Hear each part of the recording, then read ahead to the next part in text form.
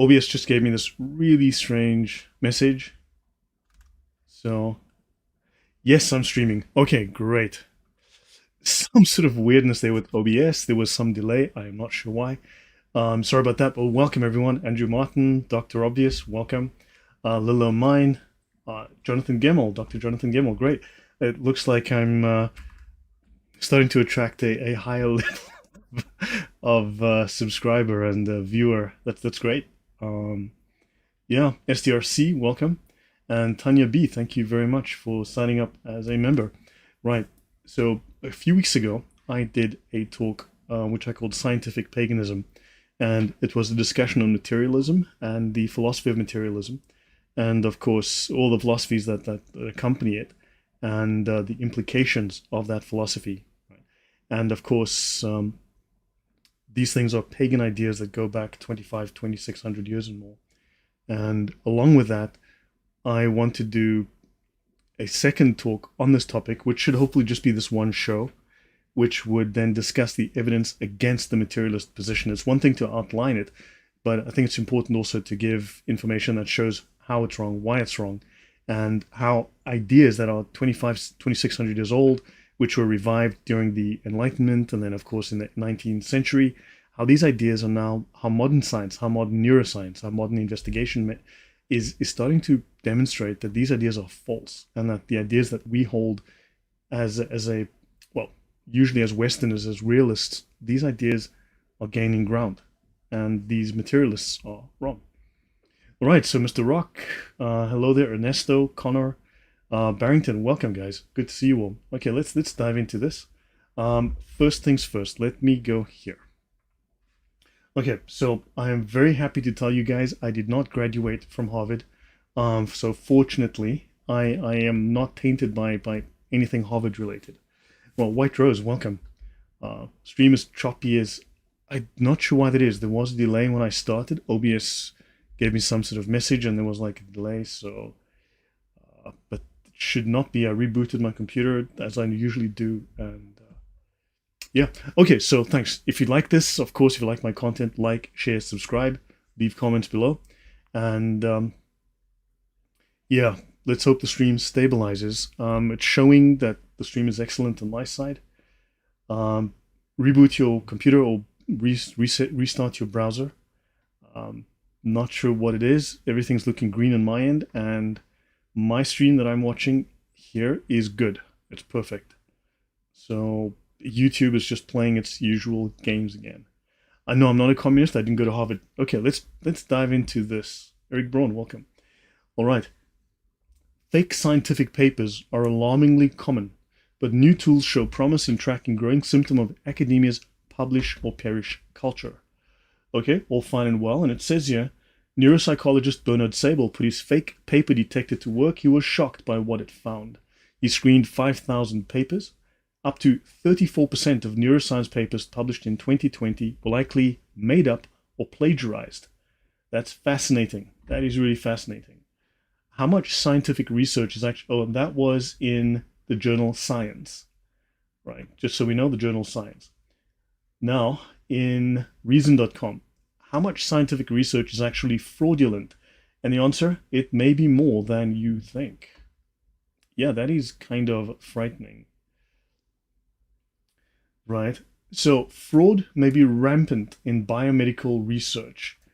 All right, fascinating. Fraud may be rampant. Notice my subsequent article, most scientific findings are false or useless. Right, interesting. We're learning some fascinating things.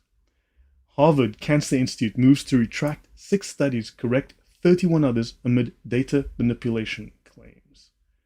All right. So we can learn that things are not so well in academia. Top cancer center seeks to retract or correct dozens of studies. A British biologist and blogger discovered faulty data in many studies conducted by top executives. Fantastic. Errors found in dozens of papers by top scientists, Harvard-affiliated research institute, and so on and so on and so on. Right? So yeah, we're starting to see that now with the advent of AI being able to check for plagiarism and so on, go through masses of data, we might start finding, let's just say, what scientists have been saying is not always reliable. Dr. Obvious says, in every scientific paper, I go to the disclosures at the end to see how money may have influenced the writing. Exactly. We know it has influenced Islamic research, for instance, right? The billions, literally, I showed on my channel previously how billions of dollars have flowed into the top American universities and clearly have from Qatar, right? From Saudi Arabia, from communist China, and how this is obviously heavily skewed research. Right. So, Sheikh, welcome. These rumors have been going on. It appears to be much worse. Yes, and AI is going to pick it up. We're going to start finding. I think a lot of academia is going to take a beating because of research with AI that's going to uncover issues. Right. Okay. So let's get into the meat of this paper. Scientific paganism. So this is part 2. Evidence against materialist quackery. Right. Let's see how far we get. So dualism versus materialism. That's one of the ideological divides or philosophical divides that we're going to be dealing with here. So this is based on a talk by a neurosurgeon called Dr. Michael Egnor, right? He is a medical doctor from Columbia University. He's a neurosurgeon and professor of neurological surgery at Stony Brook University. He's very well known for his work in pediatric neurosurgery. Dr. Obvious says if AI doesn't call out the fraud in the pandemic papers and the injections, then AI will be of limited utility. Yeah, I mean, we'll see what comes out. This thing with Bill Ackman, he's busy investing in some projects to start looking at plagiarism in academic papers. I mean, after they went after him with this whole Claudine Gay scandal at Harvard, I think, look, I mean, people are starting to realize they're going to have to build their own, and they have to be very rigorous in their checking because, you know, we know things are not well. We know there are problems. So the dualism referred to in this context is the philosophical concept that suggests that the mind and body are separate entities. However, there's an interesting quote that you'll find occasionally going around that says that the only place where the mind and body are separate, right, is in biology textbooks, right? Because everyone knows the mind and the body are intimately connected. They are inseparable. They are one thing, really. There's a fundamental distinction between the physical aspects of the brain and the subjective experiences of the mind, right? So that's why you can have trans, because body and mind are two separate things. This perspective obviously contrasts with materialism, which views the mind as a byproduct of physical processes in the brain. So dualism proposes that understanding the human mind and the brain requires recognizing their separate yet interconnected nature. You have two things. They each have their function, but they are related. Mind influences brain, brain influences mind. Okay, and Dr. Egnor, this is the son. 3D miracle baby born with deformed head celebrates first Christmas thanks to surgery and a 3D printed skull. Right, so this is something Dr. Egnor performed. Doctors printed 3D models of the child's head to prepare for the groundbreaking treatment. So this guy is really, really good at this. This is a 2017 article. Right, so from phrenology to morality. So this is science circa early last century, right? Where they were measuring your skull, the physical aspects, a physical map of your skull to determine what kind of thinker you are. Because basically, remember, materialism, basically it's all billiard balls, things banging around, smacking around, hard objects smacking into each other. And because of that, this is influencing your thinking, your personality. So the shape of your brain influences how the billiard balls of, I don't know, neurons or whatever, or your thoughts, chemicals are sloshing around inside there, and these physical interactions are creating thought. There's no soul, right? So, right, so this was a map of the mind here, and this is all invented by a guy called Franz Joseph Gall, right? So sublimity, firmness, immortality, hope, ideality, whatever, okay? That was the idea. So phrenology became very, very popular, okay? But even then it was controversial and was heavily criticized for reasons ranging from the methods of Gall's experiments to its supposed promotion of materialism and atheism. I've discussed this previously on my talks on atheism. This was just another way of promote. It was added religious motive, if you want to look at it that way, promoting atheism, right? So that's where those beauty shop helmet drawers originated, probably, right? Yeah, it's exactly. Phrenology was just it's just another snake oil. White rose, good to know. Things are back again, streaming properly. So phrenology was criticized from its inception from those who believed that it promoted materialism. This was a way to get this new materialistic idea, which is of course anti-Christian, right? Anti the church, anti the ideas that are inherent of a soul. Let's leave it at that. So the belief that all phenomena are caused by material processes and atheism, and thus the destruction of morality, according to the scholar Greenblatt, as he wrote in 1995. I've already covered Darwin, okay, and the some of the laughable source of some of Darwin's ideas, and how Darwin was a complete psychopath, right? And not a very well man, and his family was not very well. And of course, we've already discussed how he intended for the destruction of morality and the destruction of the Christian message of the Bible, right? The concept of God. This was one of his aims for developing his theory, which obviously we've traced already to sources like Islam and other things. Welcome, Thunderous. All right, so what is materialism? Materialism is an ancient philosophy. It dates back to the ancient Greeks. It originated from the beliefs of Democritus, a Greek philosopher who claimed that everything, including the human mind, can be broken down into atoms. So that's your deconstructionism. In the early 20th century, behaviorists took on these materialist ideas, and they said that the mind is either irrelevant or non-existent, with only behavior being of importance. So you don't have a mind. I don't have a mind, you didn't have a mind, I'm just randomly saying things, apparently. Java Duffner, welcome. So this viewpoint has been proven to be unsustainable, because it's crazy when minds try to convince other minds that they don't exist and write books to carry that message across. Sandro, welcome. Right, so in the 60s and 70s, these materialists, right, they widely accepted the theory that the mind and the brain were identical, known as identity theory. But this perspective has also been shown to be unsupportable. Right? The mind is not the brain. The mind is not the same as the brain.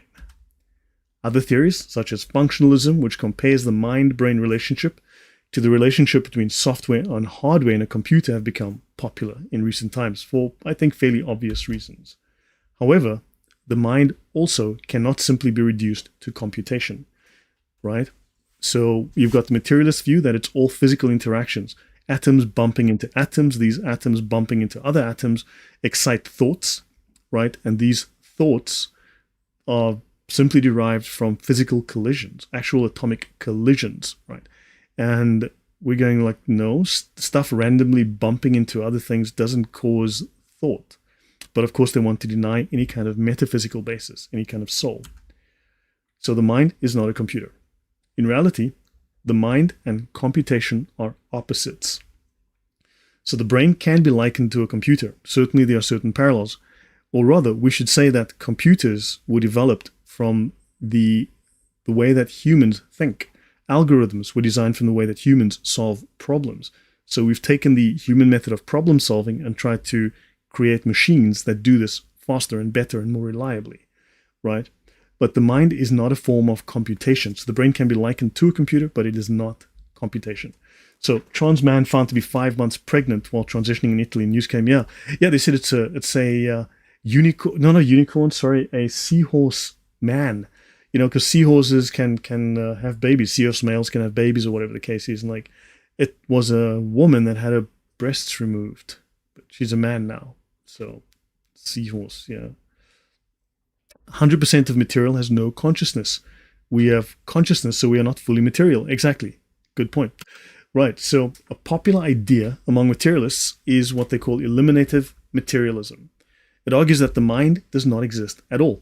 This, of course, I've covered in the past in my first materialistic talk, right? Which goes back to the Greeks 2,500 years ago.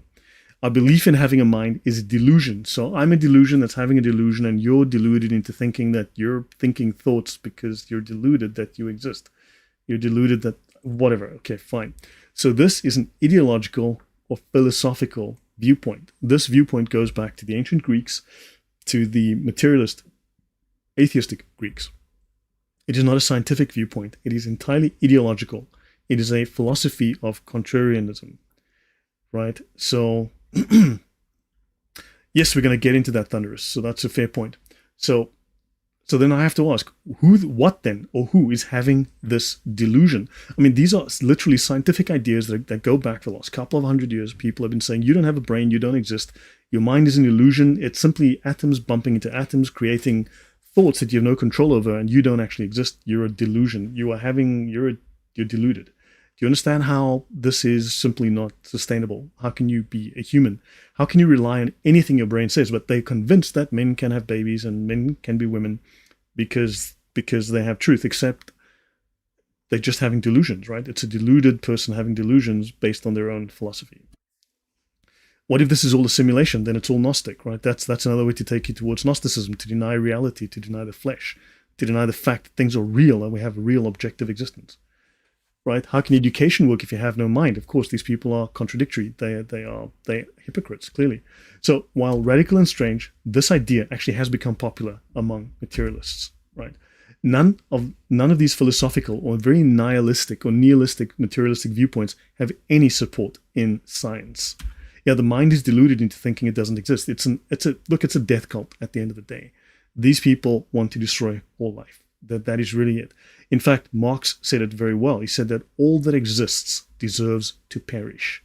In other words, everything that exists must die, must be destroyed. That's the ultimate aim of socialism. All that exists must be destroyed. So there are several classic studies in neuroscience that provide evidence against materialism and support the notion that certain aspects of the mind are non-material, right? For instance, they have here this woman's head, the childless lover of children, and this one, the devoted wife and mother, you see, because of the shape of the head. So you can tell exactly. For all you know, she's a psychopath who killed her babies and dumped them in a dumpster. Who knows? But yeah, right? So there are many studies, and we're going to go through these, that show that certain aspects of the mind are non-material. Humans are hackable animals. So what is Harari? Yeah, exactly. Yuval Noah Harari, that talk he gave at TED, saying that you have no rights. I've covered that before. I've covered him saying that and writing that previously in my talks on atheism, where he says you have no rights. Human rights are a fiction that you invented. But he's going to impose his idea of what he thinks are the right things to do on you. He's going to impose his law on you. So, yeah. So one set of experiments demonstrates cerebral localization, showing that specific parts of the brain mediate certain functions related to motor and sensory abilities. So we can map certain things that affect your behavior, affect your movement. We can map those to certain parts of the brain. That is true. Okay, this has been known since the 19th century, right? Now, in simple terms, our brain controls various functions in our body. When I move my hand, a specific part on the opposite side of my brain is responsible for controlling that movement, right? Vision is controlled by a specific area in the back of my brain called the occipital lobes.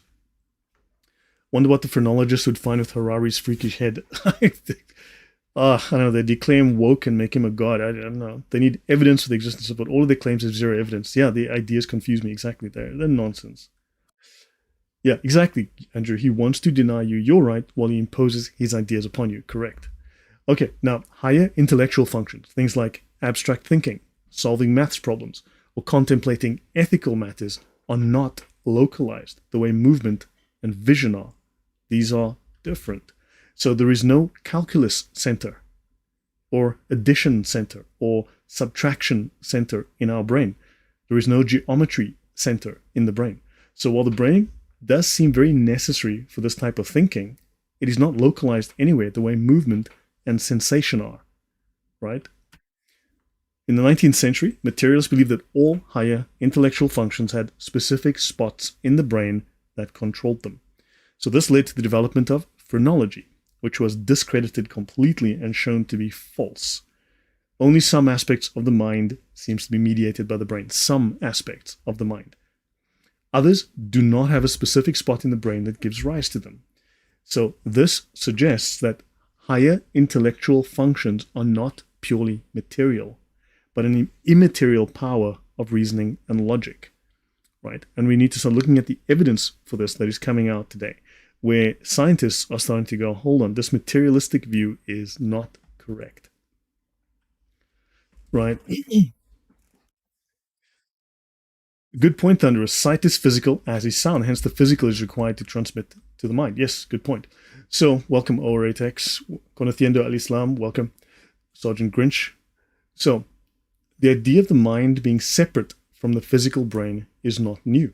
This dates to Aristotle, and is also part of Thomistic philosophy. That's, of course, St. Thomas Aquinas, Catholic Church. Dualists have proposed this idea for thousands of years, over 2,000 years now. And modern neuroscience is starting to confirm this, that the mind and brain, while interrelated, are also separate, that the mind is not the brain. Right? So let's look at Roger Sperry. In 1981, he wins the Nobel Prize. So Dr. Roger Sperry in 1960s, right? He's a prominent, let me see, I have some notes apparently. Let me just check what notes I may or may not have on Roger Sperry. Okay, so here, Roger Walcott Sperry, a noted neuropsychologist, neurobiologist, one of the co-recipients of the 1981 Nobel Prize in Physiology and Medicine for his study of functional specialization in the cerebral hemispheres, right? So this is, what I'll do is, you guys can view this at another time. I'll just zoom in so you can read this on your own time later. Right, let me start here.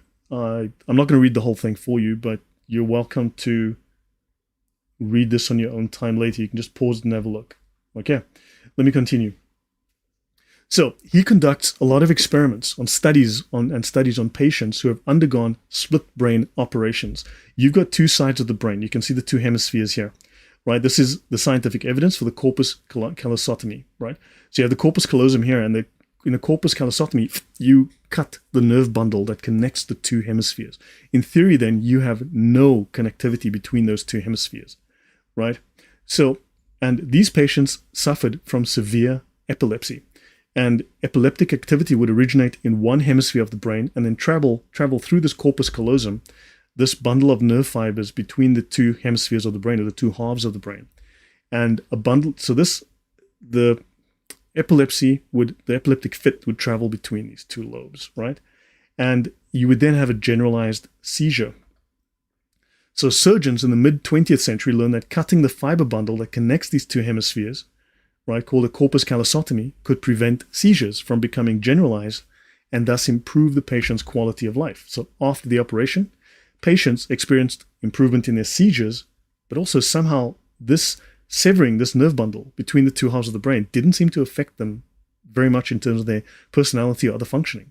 So despite having their brains essentially split in half, they seem to function as a unified person, remaining fairly normal. So Sperry, he studied these guys extensively, did some subtle so he did find some very subtle abnormalities, right, resulting from this operation where they split the brain. However, these abnormalities were so subtle that the experiments he conducted earned him the Nobel Prize. Now we have to look at Penfield. So this implies that the human mind is not purely generated by the brain's structure alone. Because if you damage the physical structure of the brain, you should automatically damage the mind, because the mind is supposedly something that arises out of the physical matter of the brain. Right? So if this were the case, cutting the brain in half would have profound effects on the mind. It might even create two distinct individuals, two separate personalities, and significantly alter your consciousness. But they discovered that this is not the case. So when the brain is divided, the person cannot discern any significant difference, right, except for experiencing fewer seizures. So there are subtle differences, only detectable through meticulous research, right? And this was Nobel Prize-winning research that reveals very slight changes in perception. And also, there are noteworthy experiments conducted by a man called Wilder Penfield. He is a pioneer in epilepsy neurosurgery from the 1930s to the 1960s. Right? So Dr. Penfield worked in Montreal, Canada, and he's the very first neurosurgeon to systematically operate on the human brain while patients were awake. So, what was Penfield's experiment?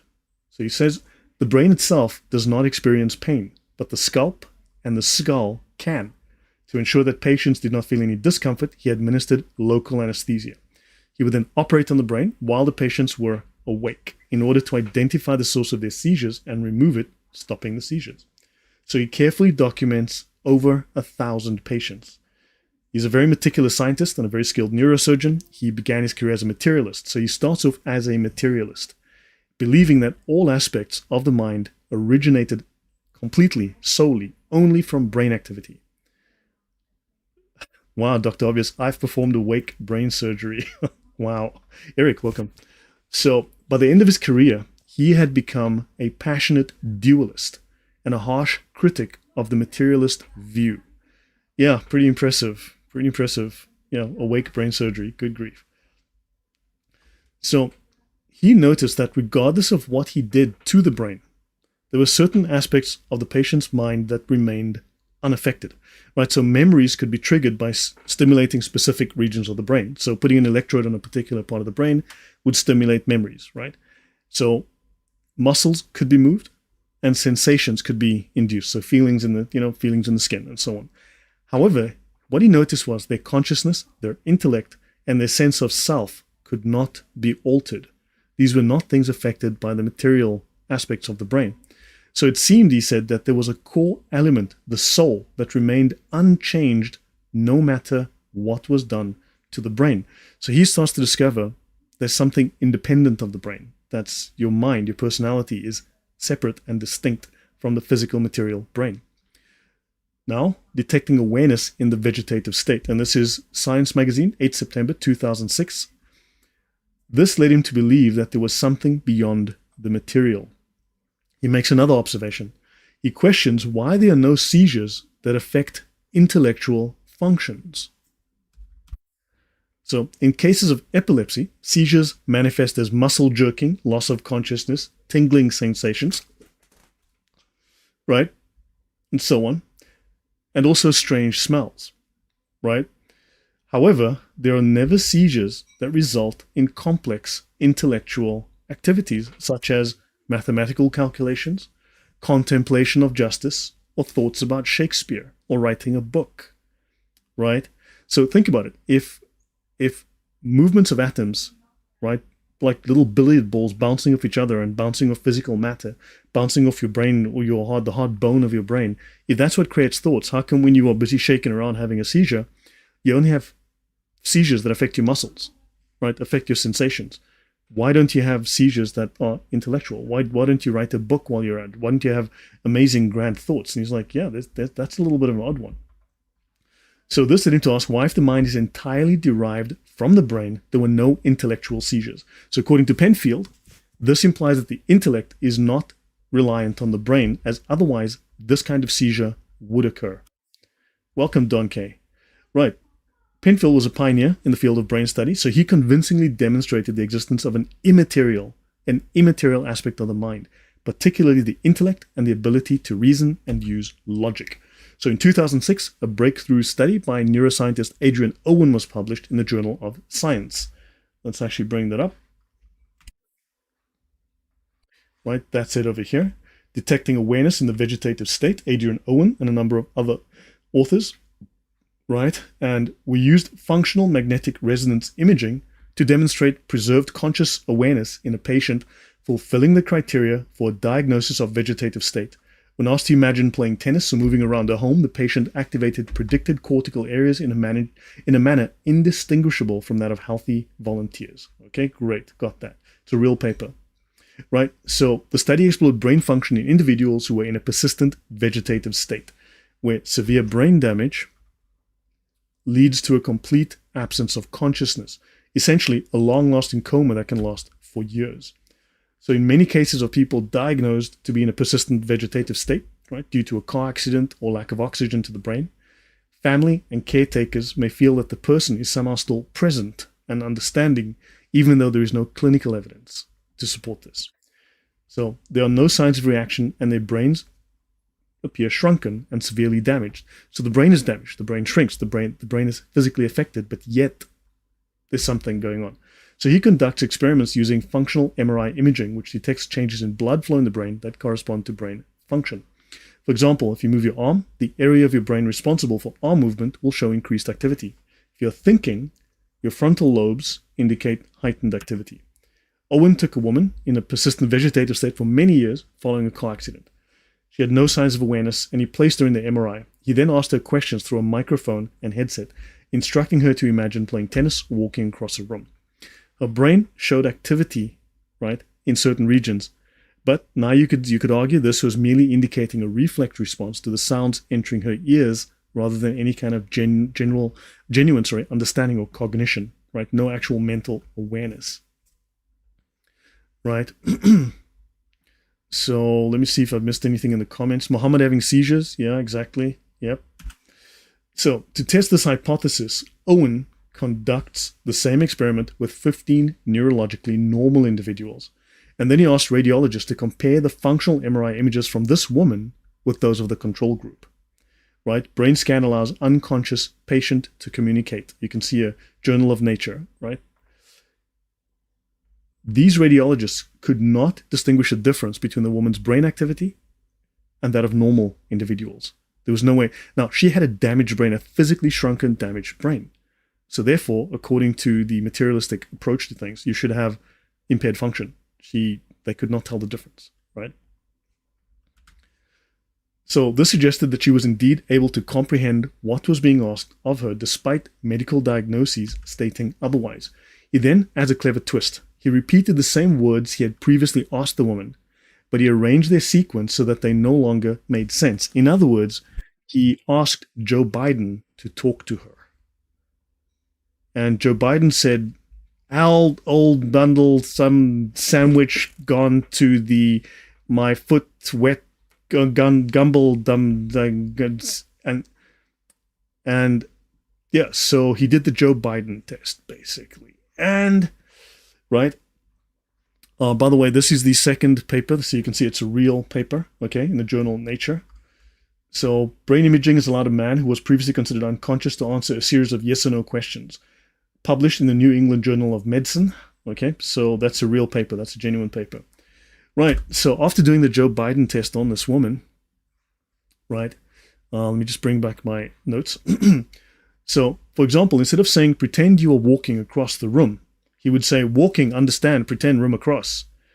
The woman's brain and the brain of the control group ceased to react because they didn't understand. There was no recognition, therefore no response, right?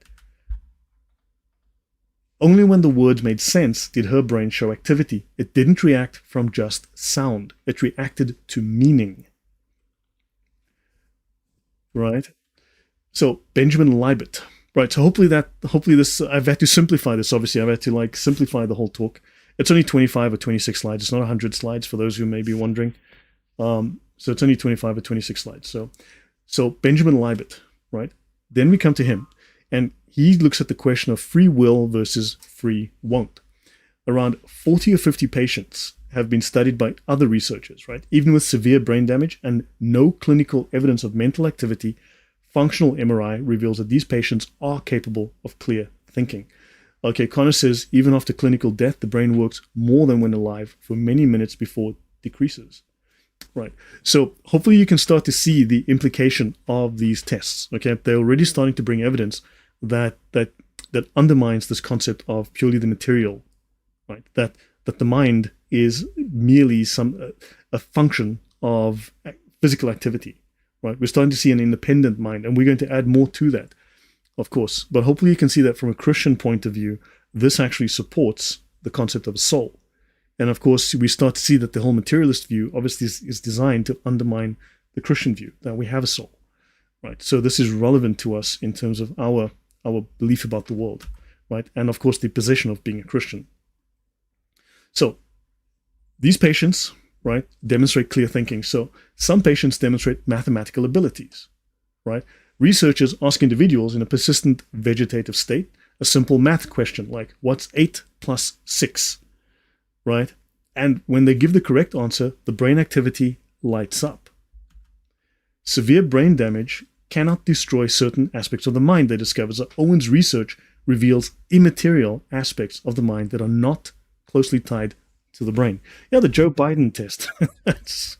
if you've seen some of the things Joe Biden said recently, like the quote he gave a couple of days ago, I was like, what the hell did he just say? It's like, so make it make sense. So one of the most intriguing neuroscientists is, of course, Benjamin Libet. So he conducted experiments exploring the time correlation between thought and brain activity, right? So by placing electrodes on patients' scalps, he asks them to make decisions or think about various topics. So the goal was to determine the moment of decision-making, right, when the decision was made, and correlate it to changes in brainwave activity. So they have to receive an input, they have to make a decision, and he wants to map that decision to brainwave activity. Because if all thought is the result of physical activity, right? Of materials literally colliding in a mechanical method, because remember, there's nothing metaphysical. There's no soul, right? There's nothing that's objective, that's metaphysical, like truth or logic or even numbers, right? Everything is mechanical because in the materialist view, all that is real, all that exists is purely matter extending into space. And that mind is activity, is stimulated by matter colliding and moving, right? Like physical billiard balls knocking into each other, and that creates thoughts somehow. And this evidence starts to go, no, this is not the case. So Leibniz has various experiments, one of which has become very famous, right? Called the clock experiment and free won't. What he calls free won't. Yes, Connor, immaterial areas of the brain comes from someone who is immaterial, which is God. Yet again, Darwinian evolution versus intelligent design. Good point. Darwinian evolution, the predicate to atheism, requires nothing beyond the material, hence no free will, just like Dawkins.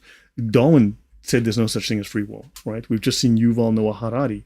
You've seen Sam Harris and others make the same claim, right? But now neuroscience is proving this to be false, right? So he has this clock experiment, right? They're given an instruction, and there's a clock that's timing them, and they've got to click a button, right? And so on. And all of this is recorded in these graphs here. So materialists have used this particular experiment to supposedly support their beliefs, right? Although Leibniz's findings, and he himself says, this contradicts materialism, right? So participants are asked to press a button when they decide to do so. They're told, okay, look, press this button whenever you feel ready. Whenever you feel ready, press the button. So they sit in front of a button, and a clock with a sweep hand, okay, like a normal regular clock, type clock, right, was present, right? At the moment that they choose to press the button, right, they would do this, right? So Leibniz focused on when they made the decision, not when they actually pushed the button. He recorded brainwaves to understand the occurrence in the brain when the decision is made. Welcome, DMEC. Right. So what he consistently discovered was that approximately half a second before individuals consciously decide to do something, there's a spike in their brain activity, right? Half a second before, on average. This spike he refers to as the readiness potential, right? This occurs before individuals become aware of their decision. So the decision to do something is made before you do it, just a fraction of a second before. And it acted as an almost unconscious motive followed by the conscious decision. And then subsequently, you take the action half a second later. Well, thank you very much, Ashti. That's very good to hear. Thank you. I'm glad you enjoyed it.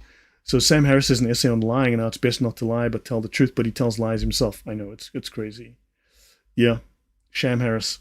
Right, so materialists have employed this finding to argue that our belief in free will is an illusion, right? So according to them, it's our material brain that makes the decision while we mistakenly believe we have control, right? It was our neurotransmitters and our neurochemicals that caused this, right? So chemicals sloshing around and... However, he says that free won't is a choice that we intend to make. So on the basis of these results, some researchers concluded that free will is an illusion.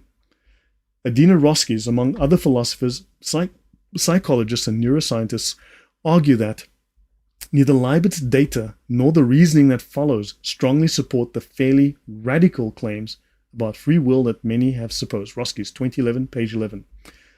Leibniz, however, never made a claim about free will like this, as Sean Nichols, University of Arizona, explains. Let's click on that and see where this link takes us.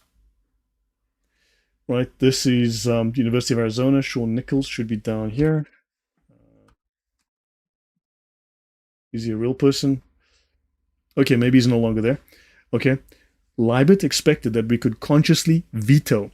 So we can consciously veto non-consciously initiated action of which we become aware. In other words, when you decide, hold on, I'm going to have that drink, right? I'm going to have that can of Coke. Once you become aware of the action, you could consciously veto it. Now, what happens is, just to get slightly ahead here, you would have this non-conscious urge, this impulse to do something that you shouldn't, like to have that Coke, right? Or eat that sweet, or whatever it is, right? But you could measure that signal. But the signal, there was no signal when you decided, no, I am not going to do that. When you rejected something. So you can measure a physical signal that says, do that, do something that you shouldn't do. But when you decided, no, I am not going to do that, there was no consequent biological signal. There was nothing. Something that could not be measured was overriding that impulse and imposing itself. The will could not be measured. So in other words, crazy impulses, weird things arise in the mind unbidden, right? Often uncontrollably. But we can impose our will over it, and this signal is not measurable. So he disagrees. So Leiber disagrees. He pointed out that he asked subjects to do something more. He told them, decide to push the button, then decide, no, I'm not going to push the button. So he discovered a readiness potential for deciding to push the button, but there was no readiness potential for deciding not to push it. There was no physical correlation. So he said he didn't prove the existence of free will. He says he proved the existence of something he called free won't. So he says we are bombarded with what are probably preconscious and unconscious motives. We are freely capable of deciding whether to comply with them or not. Okay? Like, go over there and steal that thing, right? Take that money, right? So these are things that happen unbidden. But the ability to deny ourselves that thing, to not do that, to say no, there's no measurement for that. There's no physical correlation. And somehow the will is imposing itself. It's acting, but science doesn't measure it. So it's not a physical thing. It's something that's metaphysical, right? So the decision to comply with them is not material. There's no sign of any brain activity when you decide to not comply, which is really a profound finding. So there's a materialistic bias, right? So the capacity of free won't is generated by free choice. This is our conscious will at work, right? So we make a conscious decision not to do the bad thing. As I noted with the quote with Roskies above, even Leibert didn't agree with the radical claims made about free will based on his results. So he was basically saying people have lied about my results. They've misrepresented my results. Right? So he pointed out that free won't is a parallel concept to traditional religious ideas of original sin, which is really profound for a neuroscientist to be saying. That we have motives that are beyond our control. Thoughts rise up in us that we don't control. Right? These things just pop out of our subconscious, often unbidden. We can't stop the motives, but we can stop ourselves from acting on those motives. And the free will, or the free won't, he said, is scientifically demonstrable. So he rejected the idea that his experiments proved materialism, but he said, no, it proves the exact opposite. It proves that free will is real. So the materialistic bias that has been present in neuroscience specifically, right, and in science in general, leads us to misunderstand the results of our science, or these results are deliberately misrepresented. Put it this way, this guy who creates this experiment, this very famous experiment, right, that proves the existence of free will, his fellow scientists are misrepresenting his data and claiming the exact opposite of what he has discovered. Understand? So we have reason to question things that we are told in science because they have an agenda, right? How does one scientifically prove human conscience? I have no idea. So we have an ocean of data, an ocean of answers, but we've forgotten what the questions are that we're supposed to be answering, right? So these studies in cognitive neuroscience are giving us answers to a fundamental question in neuroscience. Is the mind entirely a product of the material brain? And the answers so far are saying no, it's not, because there's something that is not measurable, something that is not material, something beyond the material that is acting that we don't measure. Something's occurring here. Something is reacting, responding to the world that is clearly not material. So the answers these experiments are giving is no, it's not. The mind is not entirely a product of the material brain. It might interface with the brain, but it is not a product of the brain. So Bennett, Hacker, and Franz Brentano. So in the past few decades, two distinguished scholars, neuroscientist Bennett from Australia and a philosopher called Hacker from Oxford, published their most notable work titled The Philosophical Basis of Neuroscience. That's the book here, right? It's a critique of the materialist perspective commonly adopted by scientists in the field. How do you scientifically prove? Well, I mean, science doesn't claim to measure anything that's metaphysical, right? It measures the physical. And these guys are finding ways to infer from there that there is something metaphysical at play. Um, yeah, but so maybe we can if we have smart enough experiments, right? And we ask the right questions. Yeah, funny how modern science rejects metaphysics, but yet it relies on metaphysics. Science explicitly relies upon metaphysics. It assumes that there is natural law. It assumes that there is order, right? If the world is chaos, then how can you rely that any rule is sound? You cannot, right? So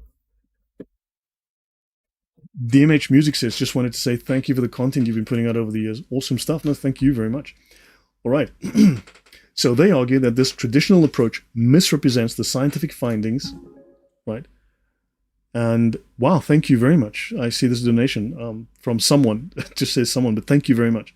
Right. So scientists have been misrepresenting findings, obviously because of materialistic bias, and their work provides an essential philosophical foundation for deeper insights into neuroscience. So according to these two guys, the human mind and the brain, which are central to neuroscience, are best comprehended through dualism, right? So this idea of the mind and brain being separate of a metaphysical component. Effectively speaking, this opens the door to having a soul. This means science has to acknowledge a soul, right? Which is a little too Christian for a lot of materialist scientists. So they stress the significant limitations of materialism, which hinder scientific progress in neuroscience. At an atomic level, the universe is chaos. At a cellular level, I'm extremely busy myself, right? So, assuming that the natural world possesses purposes and design, they say, can lead us to a better understanding of its mechanisms. Of course, scientists believe everything is chaos, everything is random. Then how can you have order? How can you have coherence? How can you have consistency? How can you have ongoing laws? Because the idea of the laws of science is derived from the Christian worldview, right? They believed there were laws in nature. Christians believed there were laws in nature because there was a law giver. When you look at the Darwinist view, you look at the materialist view, everything is random, right? If you look at a pile of sticks, just give it enough time, give it a week or three, and you'll have a house. That random pile of sticks there is gonna evolve into a house anytime. Just wait for a strong window, maybe a tornado, and it's gonna build a house for you, right? Which is crap, obviously, right? So these people are deliberately going against the idea of order. Now, also, here's another thing: if the mind is purely predicated, if you look at the Darwinist view, if survival is predicated on, well, if survival is the main criteria, right? If survival is everything that's our foundation, right? That the finest species are the ones that survive, then truth is not something that is important. So how can they claim that they are correct if the whole point of survival, of the whole point of life, is survival and not truth, right? Because this is not their main.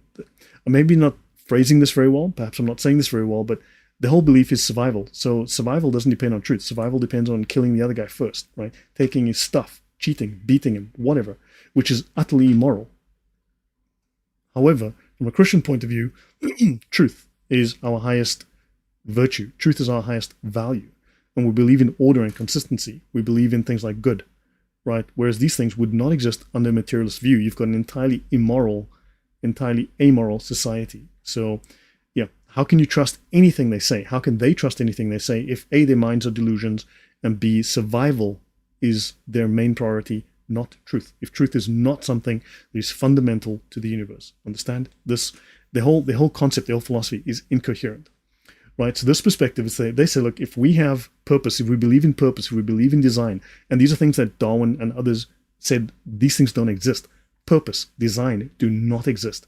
It's a random universe, right? This perspective enables us to comprehend how things function, right? So properly understanding the human mind can provide us with insights into not only the mind, but also nature. So Franz Brentano, 19th century German philosopher, he posed the vital question with a very compelling answer. Right, am I making sense so far? Hopefully I'm presenting this really well.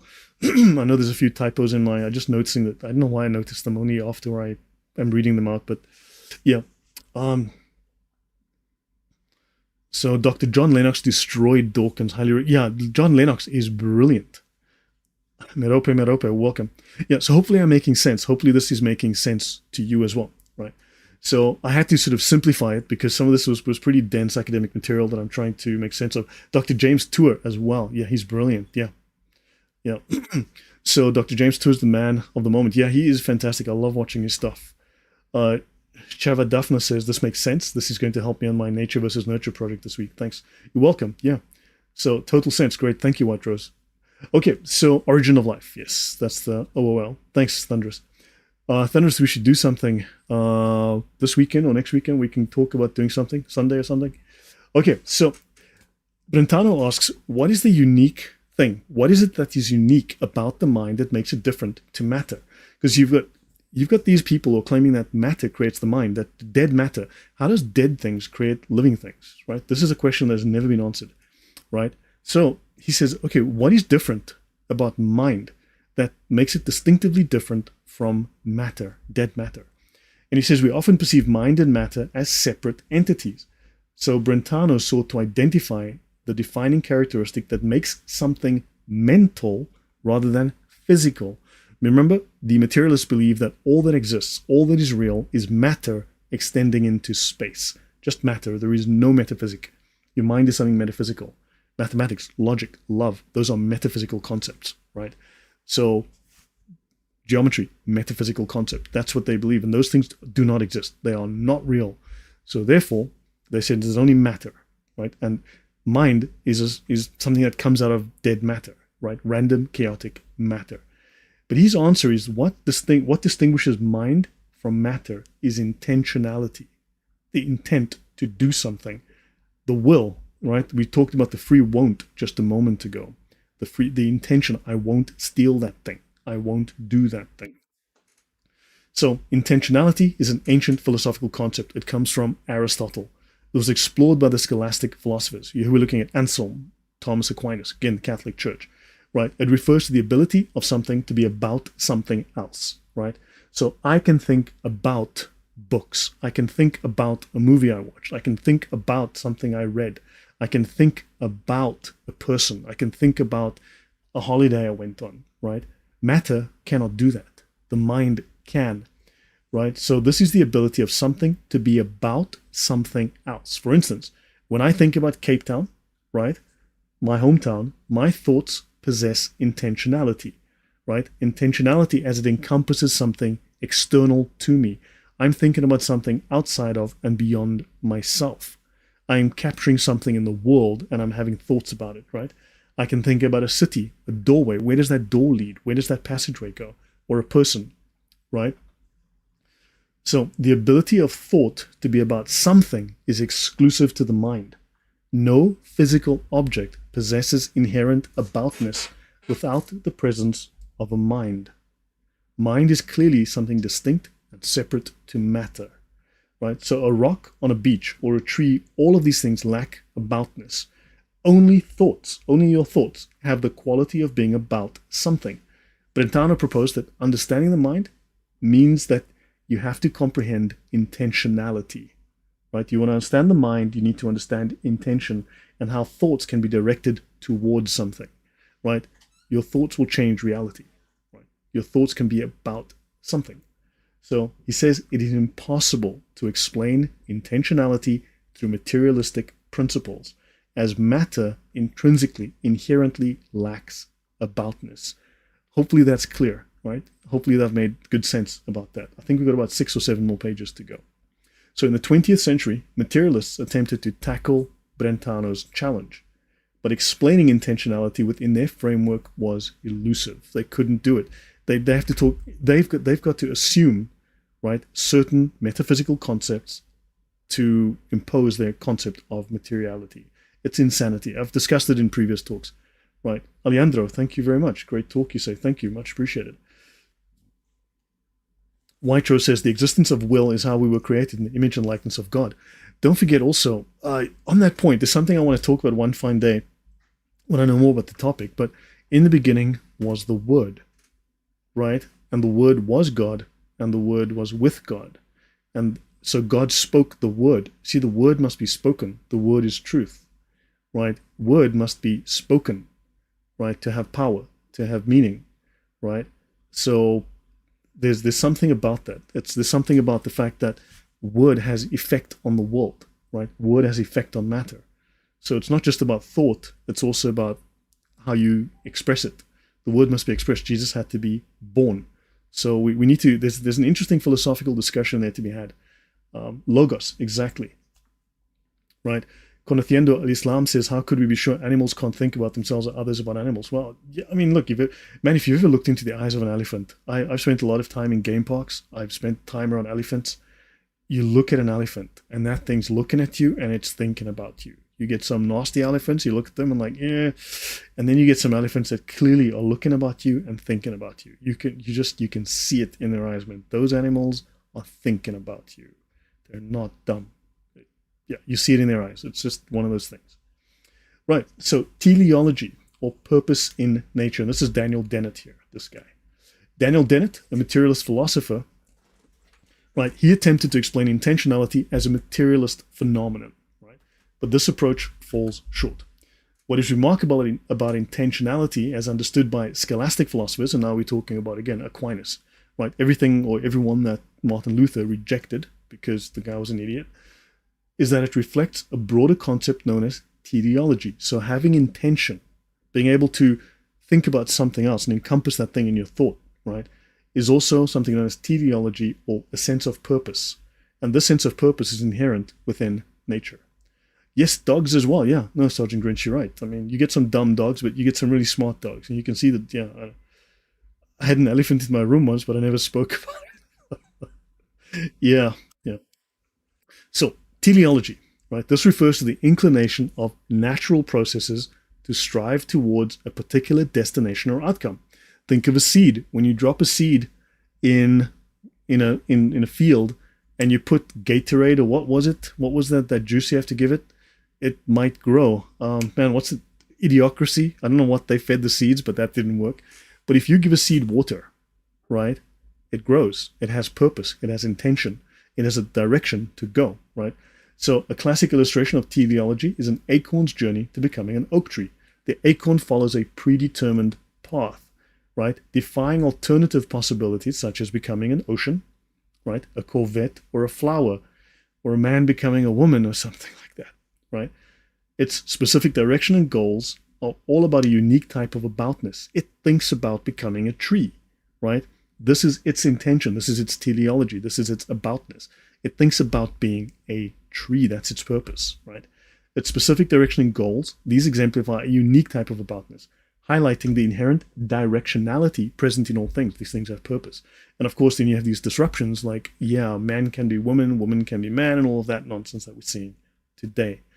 Dr. Obvious says, it would be amazing for Lloyd and Father James Maudsley to have a conversation about the presence of Jesus Christ and his passion throughout the Old Testament. Wow, well, talk to people. I can read up on this stuff and try and educate myself. I mean, if you, let me see, but thank you for that, Dr. Obvious.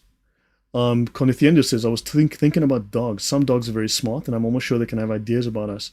I mean, look, dogs, you know what's crazy? I've met many people. It's like, I grew up with dogs, right? My mom loved animals, and I grew up with a lot of animals, cats and dogs and birds and you name it. And I'll go places and the dogs will be like, people say, the dog, be careful of the dog. Dog doesn't like people. Dog hates people. And I'll be sitting down and 5 minutes later, the dog is on my lap, right? Or lying on my feet and I'm busy stroking it. People go like, wow, that's crazy, because I seem to have a thing with dogs, right? But yeah, the dogs can sense who you are. They can read your personality. I think that's true. Dogs, I think Gatorade, has been a while since I've seen the movie, but Idiocracy is a fantastic film.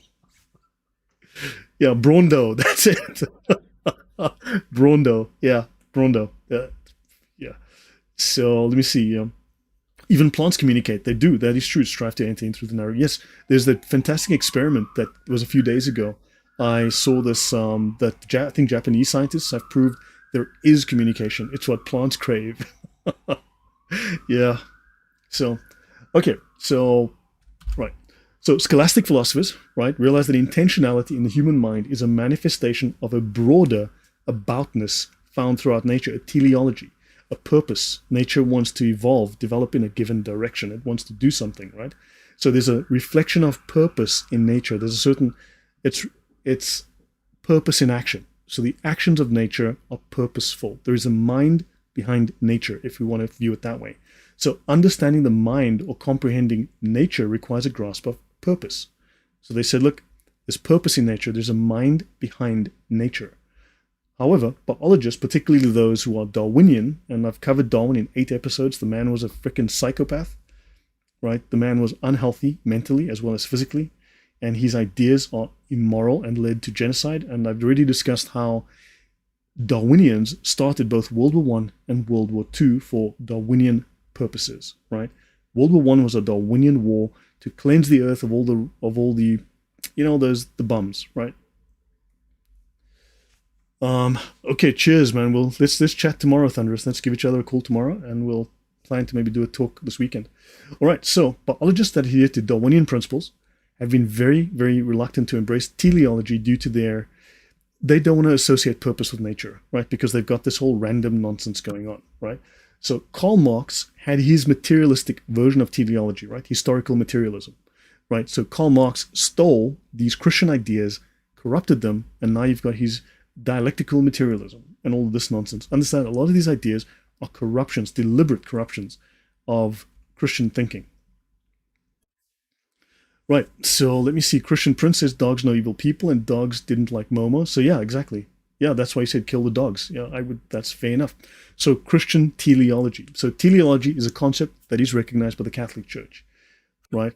Teleology refers to the belief that there is design, purpose, or finality in the world, and that effects are intentional, right? So there's purpose in what is happening in the world, right? And this is seen as God's purpose, of course. So the Catholic Church, now, part of the reason I'm putting quite a bit of Catholic content in is, of course, because there's a certain incoherence. And I mean, when you've got 53 different Protestant views on it, and they all contradict each other, it's like, which one do you pick, right?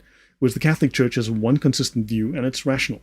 To my mind, it's perfectly rational. It makes perfect sense to me, right? But also, it's also to demonstrate to non-Catholics that, no, the Catholics are not pagans. As much as people love to, I don't know, throw out lots of nonsense they've been taught, the simple fact is that I'm still looking for the paganism in Catholicism, and I haven't found it.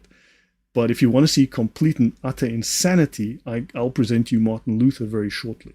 And that guy was fucking crazy. Okay, how you viewed him as a theologian, God alone knows. I certainly don't.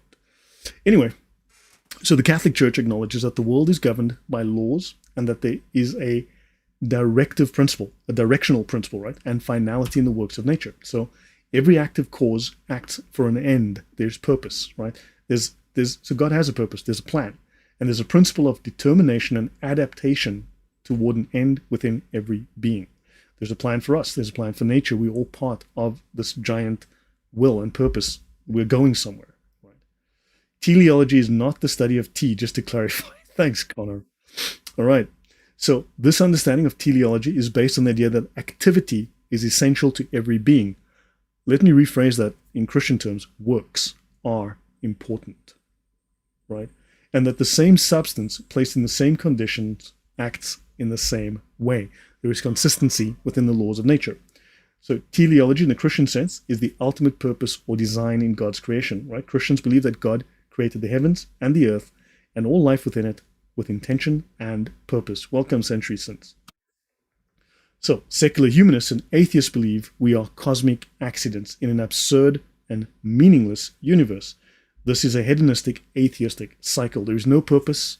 Everything is random. No consistency. Yet they claim there are laws in nature, which is a Christian idea because we believe in a lawgiver, a coherent universe, as opposed to this pagan idea of a random universe based on the capricious nature of random gods. So we were created by the Almighty for divine purpose. God instilled in us a desire to seek truth, beauty, and meaning. Of course, Dawkins and Harari and others will tell you there's no truth, right? There is no meaning. There is no purpose. There might be beauty, but it's an accident. It's just a random accident. And now you're getting told that a man with 5 o'clock shadow, hairy legs, and a wig on is beautiful. And like, no. So they're corrupting everything that we would consider to be good and true and moral. So Christianity is truth, meaning, and hope, right? So from a rational and logical point of view, so the secular humanist worldview is deeply flawed. You say if there's no higher power or purpose, right, then human life has no more meaning than that of a bacteria. right? We are accidental products of a random, uncaring universe. This is nihilistic, leads to despair.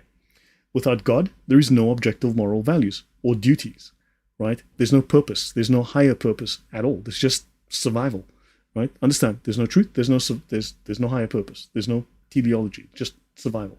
So ethics becomes relative and arbitrary. This opens the door to moral chaos and depravity, right? Atheism has no explanation for the origin of the universe, right? Laws of nature or the emergence of life, right? Requires faith in scientifically implausible explanations. Yeah, nothingness gave rise to stuff. Okay, I mean, if you've heard me speak about some of these things before, just mentioning that some of these scientists talking about how life is, it's like, okay, it doesn't make any sense. It's just making assumptions, right? So atheism provides no hope or comfort in the face of death and suffering. So their philosophy offers just a bleak and meaningless end. That's where we're going. It's a death cult. It sucks the beauty out of life. Secularism leads to a selfish, if it feels good, do it mentality. We just spoke of free won't. We are able to consider what is right, what is good, and then choose not to do it. Whereas for them, well, you only got one life, just do it, right? Follow the impulses. And now if you think you're a unicorn, I don't know, glue a plastic horn in your head and buy some hooves and off you go. You're a unicorn now. Mentality, right? There's no thought of consequences, right? It's hedonistic and materialistic with no higher purpose, right? Atheism has been responsible, as we know, for the deaths of millions under socialist regimes, right? More people have been killed under atheist ideology than any other belief system in the last 250 years. So the secular humanist worldview is absurd, it is empty, it is dangerous. It cannot provide rational or logically satisfying answers to life's biggest questions. That's why they've got to rip off Christianity and then make their own pretend atheist churches. I'll take the sobriety of thousands of apostolic monks, right? Lifetime comprehending the profoundness in the Bible over some joke who dwelled in a university full of partying and drunken potheads. Wow, thanks Century Sense for joining up as a member. Appreciate it. So, Darwin, Mr. Death, let's talk about him. So, Darwinists and materialists are dismissive of teleology, right? Attempting to explain biology without appealing to purpose. That's why Dawkins is always saying that there's no design, right? It just looks like design, it's accidental, right? White Rose says all these points are the ones that Satan would choose to pervert the human soul. So, yeah, I'm trying to sort of marry the idea of these philosophies that are prevalent in science and what the implications are within the Christian worldview. So it is impossible to comprehend or explain a living organism without acknowledging purpose behind its various parts, right? So for instance, I'll give you an example. This has happened countless times in history, but there was a sparrow war in China, right? So they have this sparrow war because what happens is the crops are dying, right? The crops are dying, and because of crappy farming methods, because of unrealistic, incredibly stupid farming methods by the Chinese. I mean, what, like 60 million Chinese died under Mao because of their Lysenkoism, right? So what you have is they say, well, it's the sparrows that did it. Kill the sparrows. So the Chinese make war on the sparrows, and they kill millions of sparrows. So they kill all the sparrows. Fantastic job, well done. Because there are no sparrows, the insects wipe out the crops. Millions die because everything has a purpose. And they thought they could monkey with nature. They thought they were gods. They thought if they just fix the sparrow problem. So understand, this is common in human nature. These things exist for a reason. Once you take them away, the system collapses. These things are all interconnected. Right? So you explain the heart without recognizing its purpose of pumping the blood, or understand the eye without understanding its purpose is to see. What is its purpose? What is its reason for being? Right? So which tells you there's a mind, there's an intentionality behind the design. But they have to remove this intentionality. They have to determine that it has to be materialistic. It's accidental. So Havoc the One says, I cannot believe these people don't believe in design. The more you study biology, the more you're blown about by the complexities. Yes. Yeah. Okay, so where do these purposes come from? So they are an intentionality, like a mind with a purpose. So by implication, the workings of the universe implies a grand mind. Okay? This is reflected in the workings of the universe, and St. Thomas identified this higher mind as God. So for Dr. Egnor, he says this realization only deepened his faith. Every instance of purpose, goal-directedness, right, teleology, and intentionality in nature is a reflection of this higher mind, this God. Dr. Obvious says so-called brain death is a legal fiction and is used to brutally murder for the harvesting of organs. Wow, that is shocking. Often without the benefit of adequate anesthesia for the purpose of organ transplantation for dollars. Yeah, I guess the almighty dollar, right? Yeah, wow. Wow, that's something to think about, something to look into. Now, materialism is not a legitimate philosophical viewpoint. I've already discussed it in the previous episode of Scientific Paganism. It's a mistake. It's a 2,600-year-old error. It is literally primitive paganism, right? It's like claiming that 2 plus 2 is 5 in mathematics when that's just an error, right? And at the moment, the transgender movement, that men can have babies, men or women, that is today's 2 plus 2 equals 5. And we have to reject it, right? So materialism was incoherent, pagan nonsense. In 600 BC, it is still pagan nonsense today, right? So materialist philosophy lacks coherence. Let me just see how many pages I have in this presentation. One more page after this one, right? Hopefully this has been interesting. So I'm trying to tie this idea from science into religion, right? Into Christianity, and then look at how these ideas are not just anti-scientific, but they're also pagan, but also anti-Christian, right? These always seem to be attempts to undermine Christian beliefs, to undermine the Bible, undermine God, etc., right? Undermine the church, right? So Aristotle proposed that everything in the world is a combination of form and matter. So form is the abstract, right? Form is like dogness, right? And then the particulars would be the kind of dog, right? Whether it's a Great Dane or a St. Bernard or a Chihuahua, right? So form is the abstract, intelligible aspect of things, right? The characteristics that make it a dog, right? While matter is what gives individuality to objects, right? So the mainstream metaphysics adopted by scholars like St. Thomas Aquinas and the scholastic philosophers was influenced by this idea of Aristotle. So form makes things real, makes things intelligible, shows their purpose. Don't worry, White Rose, I know, I make lots of typos. You've seen several typos in my talk so far. A Chihuahua is not a dog. It's a handbag accessory for Paris Hilton. I know, it's not a real dog. It's like a handbag accessory, and it's prettier than a chicken, I guess. Okay, so materialism posing as science, right? So materialism is just pagan philosophy posing as science. It's just anti-Christian. It's a cute rat. Great. So materialism, right, pretending to be science, denies that the form of things is the most important aspect of them, right? Because, in other words, meaning that there's an essence, a universal essence. Like I've got black hair and brown eyes, you've got blue eyes and blonde hair. These are different aspects of our physical appearance, our outward appearance, right? Of the material aspect of us. But in essence, we have a soul, we are humans. And that's something that's important. That's what being referred to here, that we all made in the image of God. You have dignity because you are human. There's that aspect, right? So to understand the natural world, especially in biology, we must go beyond the details of physical structures and look into the purpose behind these structures to comprehend why they function as they do. What is our function? What is our purpose, right? Are we meant to bring good into the world, or are we meant to kill our neighbors like Darwin taught, right? So once you start looking for purposes, right, you examine immaterial aspects of nature. When you're looking for purpose, you don't look necessarily at the physical, you look at the immaterial, the form, and this leads you out of materialism. So consistent materialists, according to Dr. Ignor, don't do good science, right? Dr. Jonathan Gemmell says materialism makes no sense. And Dr. Obvious says, from the perspective of learning anatomy, the importance of form is the platform and guide for function. We are truly intelligently designed by God. Fantastic. Yeah, form, right? Function and form go together. Yeah, the one comes from the other, right? Function follows out of form. So if all that exists is matter extended in space, why would you pay any attention to physical laws? Those are metaphysical. Those are not real, according to this worldview, right?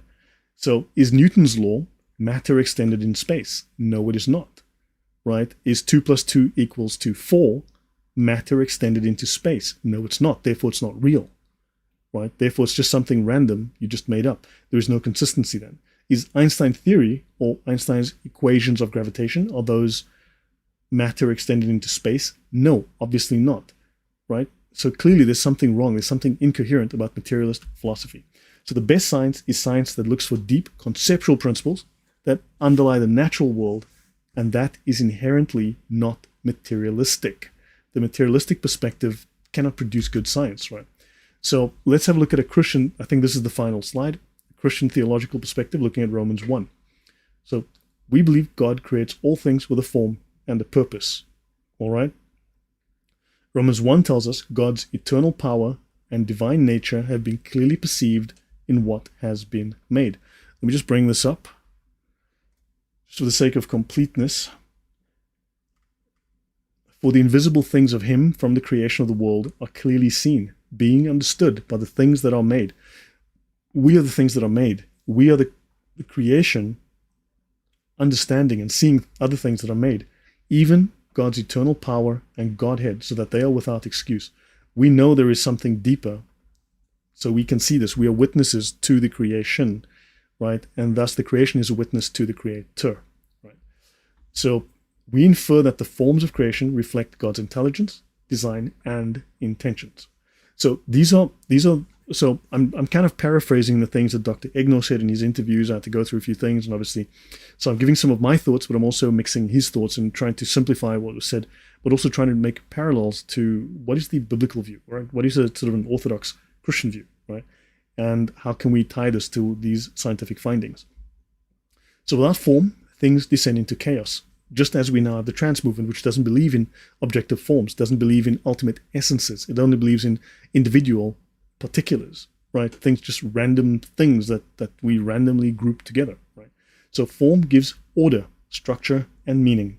And of course, the whole point of the trans movement, for instance, is to destroy structure, order, and meaning, right? The most basic, fundamental, man and woman, right? To have children, right? So that so the human race can survive. But it's based on truth. It's based on form. It's based on an objective reality, an essence, right? It's based on a Christian principle of man and woman as well, right? It's trying to destroy all of that. And this is where we need to hold the line. You need to hold that line. So form gives us order, structure, and meaning. Coherence, consistency, right? It shows the purpose and the function. So in this sense, form is what makes things intelligible and reveals their purpose.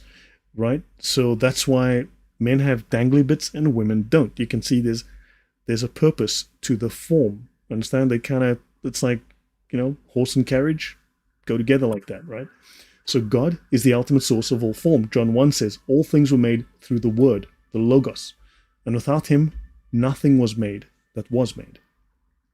So without the Logos, without the Word, was not anything made that was made. And the Word has to be true. Remember, I am the way, the truth, and the life. The Logos is truth. Are we speaking truth? Right? We have to understand that when we express the word, we need to speak truth, right? And Gantt charts. Yeah, good point, I guess. So Jesus Christ as the incarnate word is the source of all form and meaning. What is the purpose of your word, right? What is the intention behind your word? So the highest form is God. God has ultimate form as a perfectly simple, spiritual, and very personal being, right? All other forms in creation are limited participations in and reflections of God's transcendent form. This would be our beliefs. So Genesis, in the beginning, God created heaven and earth, form and matter. Right. And the earth was void and empty, and darkness was upon the face of the deep, and the Spirit of God moved over the waters. So God created the world by speaking the word. Exactly. Yeah. So guys, if you enjoy this, do like, do share, do subscribe. I will make this available, this talk available in my coffee shop right after this. I'll upload it. I forgot to somehow. But I will make it available so you guys can download this, and hopefully it'll be useful to you in your own education or talks to others. All right. Augie P says, thank you for recognizing divine simplicity. I had to look that up myself. I had to go and study Aquinas and others to read up on that. And God said, and God said, now here's the important bit again. He said the word. He spoke the word, right? So he said, be light made, and light was made, right? There was speech. The word had to be spoken. A true word had to be spoken, right? So in a metaphysical sense, form determines the essence of a being, right? If you're formed in the shape of a woman, you are created for childbirth. You're created for nurturing, right? If you're a man, you are created to participate in the act of procreation, but you don't make kids yourself, right? You don't deliver them. You don't give birth, right? You also protect, right? So our form determines function. We can see there's a difference in function based on form, right? So this is something that's being messed with right now at the most fundamental level, right? So this is where the trans movement and others comes in. This is a fundamental attack on human reality. So form determines the essence of a being, and a thing's form shapes what it is. So the actuality that it pursues and its proper end or purpose. We have minds, right? We need to use them to pursue good, not evil, not destruction, not disruption, right? So form gives real existence and makes things what they are. So to claim there's no form, that I can turn into a frog, right? I can turn into a pigeon or a unicorn or a woman. No, right? The whole point is to disrupt to disrupt being as it is, right? So thank you very much, Dr. Obvious. His excellent presentation. Your insights and precision are much appreciated. Thank you. Alejandro Bier says, I'm from Argentina. Man, I'd love to visit there. It's always been a fascinating country for me. I love watching Argentinian movies. Maybe in a couple of months I could make a donation. No, I appreciate it. Thank you. I mean, just your participation, your chats, your comments, that's always appreciated. Share and tell people and just like and so on. Nancy says, it's interesting, when God made man, he didn't say, let there be man. He explained how we were made out of earth. Interesting. Maybe maybe metaphorically we can view that as we are connected to the essence of creation, right? We're part of the world, part of nature. We're not separate from it. But yeah, I mean, Ernesto says, this is one of my favorite presentations you've made, a highly insightful and informative piece. Thank you. This is, I dislike it when a couple says we are pregnant. Yeah, very unlikely to be pregnant at any time. But fair point. Okay, let's continue. Right, so form gives real existence. The form makes things what they are. You're shaped like a woman. You're a woman. You know your purpose. Here's the thing. When you know what you are, you know what to do. When you have no clue what you are, who you are, you don't know where you belong in the world. You don't know what you're supposed to do. But once you know who you are, you're a man. Act like a man. Walk like a man. Talk like a man. Do the things a man does. You're a woman. Be a woman. Right? So form makes things real. It makes things intelligible. It shows their purpose. We look at a woman, we know her purpose. Right? You look at a man, you know his purpose. Right? So this view of form comes from philosophers like Aristotle, Augustine, or Augustine, as some people say, and Aquinas. It is the classical Christian worldview. And that's it. Finished. So yeah, I finished that in an hour and 25 minutes. So yeah, this was just the companion. When I did scientific paganism, I realized I needed to do a part 2 to discuss the flaws and the errors, not just to point them out, but actually discuss what are the solutions, what are they an attack on, well, what can we replace it with, what do we offer. So yeah, so thank you very much, guys. Oh wow, yes, hold on, let me get back to that. So Norman, thank you very, very much. They celebrate their first super chat on a live stream. So thank you, Norman, for that donation. I'm very grateful. I really appreciate it. Thank you. So yeah, so guys, I will make this available on my coffee shop. I'll upload this shortly, and I'll put the link in as a pinned comment. So hopefully you've learned something useful. You've learned something that you can share with others. Hopefully this has helped to bolster your faith, and also you can use this in your own polemics, in your own apologetics, take screenshots, whatever, etc., and use it so that you are able to defend your faith better and push back against all of the other nonsense that's out there. There is way too much nonsense. So yeah, Anna Luisa says, I'll have to come back to this talk. I'm fascinated and falling behind in my chores. Yeah, no, don't worry. So guys, thank you very much. It's 9 p.m. here. I need to get some dinner. But thank you very much for the 76 of you that are in the chat with me. Much appreciated. So yeah, I will see you guys shortly. I'll definitely be on Sunday. I'll do part 4, I think, or part 5 of my talk about Pius X. Right, it's not strictly just about Pius X, but yeah, but then I've got a whole bunch, trust me, I've got a whole bunch of other material to get through. So I might do something Friday or Saturday. I will do nominalism. We have to talk about the utterly insane philosophy of nominalism. So guys, good night. God bless. Thank you very much.